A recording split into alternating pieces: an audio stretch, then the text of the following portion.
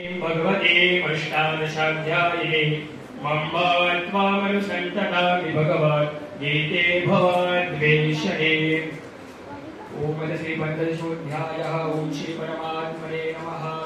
ऊर्ध्वमूलमदशाखामशवत्तं प्राहुरव्ययं छन्दांसि यस्य वर्णानि यस्तं वेद स वेदवित्। अधश्चोर्ध्वां प्रसितास्य शाखा गुणा प्रवृद्धा विषया प्रवाला। अधश्च मूलान्यनुसन्ततानि कर्मानुबन्धे निमनुष्यलोके। न रूपमस्येह ततोपलभ्यते नान्तो न चादिर्न च सम्प्रतिष्ठा। अशवत्थमेनं सुविरूढमूलमसङ्गशस्त्रेण दृढेन चित्वा तथा पदं तत्परिमार्गितव्यं। यस्मिन् गता न निवर्तन्ति भूयात् तमेव चाद्यं पुरुषं प्रपद्ये।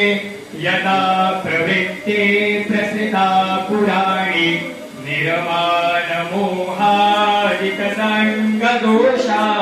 अध्यात्मनित्या विनिवृत्तकामा द्वन्द्वैर्विमुक्ता सुखदुःखसंज्ञैर्गच्छन्त्यमूढा पदमव्ययं तत्। न तद्भासयते सूर्यो न शशाङ्को न पावक यद्गत्वा निवर्तन्ते तद्धाम परमं मम। ममैवांशो देवलोके जीवभूता सनातन। मनः षष्ठानीन्द्रियाणि प्रकृतिस्थानि कर्षति।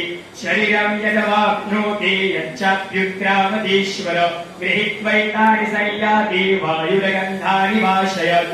श्रोत्रं चक्षुस्पर्शनं च रसनं घ्राणमेव च। अधिष्ठाय मनश्चायं विषयानुपसेवते। उत्क्रामन्तं स्थितं वापि पुञ्जानां वा गुणान्वितं। विमूढानानुपश्यन्ति पश्यन्ति ज्ञानचक्षुष। यतन्तो योगिनश्चैनं पश्यन्त्यात्मन्यवस्थितं। यतन्तोऽप्यकृतात्मानो नैनं पश्यन्त चेतसा। यदा रिक्तगतं तेजो जगद्भासयतेऽखिलं। यच्चन्द्रमसि यच्चाग्नो तेजोऽविति मामकम्। गामाविश्य च भूतानि धारयाम्यहमोजसा। पुष्णामि चौषधे सर्वा सोमो भूत्वा रसात्मका। अहं वैश्वानरो भूत्वा प्राणिनां देहमाश्रिता। प्राणापानसमायुक्तं पञ्चाङ्गनं चतुर्विधम्। सर्वस्य चाहं हृदि सन्निविष्टो मता स्मृतिर्ज्ञा नमपोहनं च।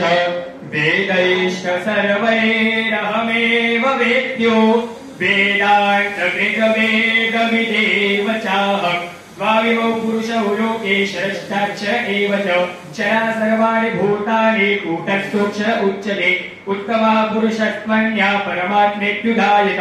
यो लोकत्रयमाविश्य विवर्तव्य ईश्वर। यस्माक्षरमतीतोऽहमक्षरादपि चोत्तमः। अतोऽस्मि लोके वेदे च प्रथिता पुरुषोत्तमः।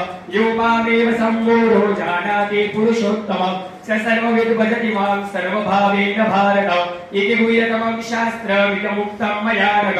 एतद्बुद्ध्वा बुद्धिमान्या कृत्यकृत्यश्च भारत। ओम तत्सत्। श्रीमद्भगवद्गीतासु उपनिषत्सु ब्रह्मविद्यायां योगशास्त्रे श्रीकृष्ण